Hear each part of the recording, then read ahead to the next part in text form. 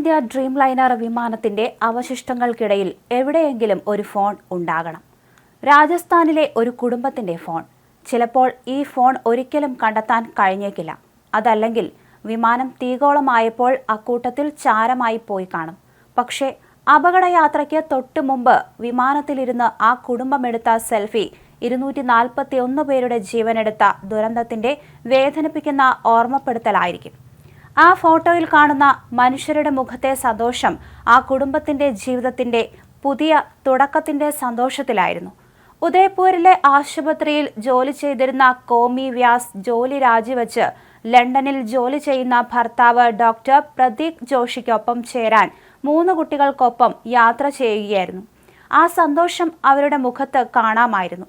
Doctor Prateek Joshi വിമാനത്തിൽ വച്ചെടുത്ത സെൽഫിയാണ് ഇപ്പോൾ social മീഡിയയിൽ പ്രചരിക്കുന്നത്. തൊട്ടടുത്ത് ചിരിച്ചുകൊണ്ടിരിക്കുന്ന ഭാര്യ കോമി വ്യാസ്, അപ്പുറത്തെ സീറ്റിലിരിക്കുന്ന ഇരട്ട ആൺകുട്ടികളും മൂത്ത മകളും. മകൾ നന്നായി ചിരിക്കുമ്പോൾ ഇരട്ട കുട്ടികൾ പാടുപെട്ട് ചിരി വരുത്തുന്നുണ്ട്.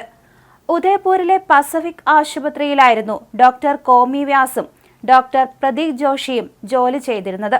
കുറച്ചുനാൾ മുമ്പ് ഡോക്ടർ ജോഷി ലണ്ടനിലേക്ക് പോയിരുന്നു. ഈ ആഴ്ച ആദ്യമായിട്ടാണ് കുടുംബത്തെ ഒപ്പം കൂട്ടാനായി രാജസ്ഥാനിലെ ബൻസ്വാരയിൽ എത്തിയത്. ഇരട്ട ആൺകുട്ടികൾ നകുലും പ്രത്യുതും 5 വയസ്സുകാരാണ്.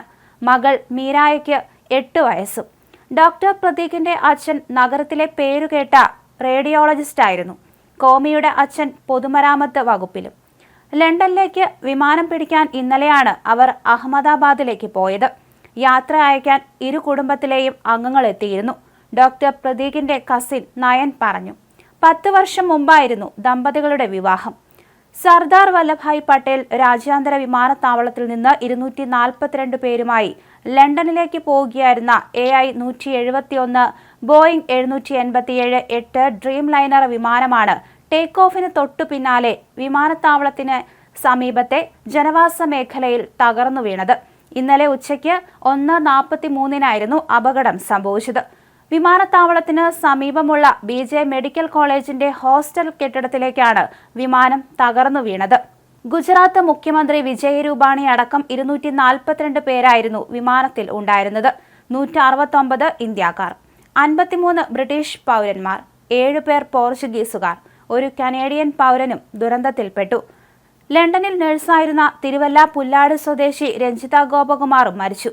അഹമ്മദാബാദ് വിമാന ദുരന്തത്തിൽ 294 പേരുടെ മരണം സ്ഥിരീകരിച്ചതായി റിപ്പോർട്ടുണ്ട്.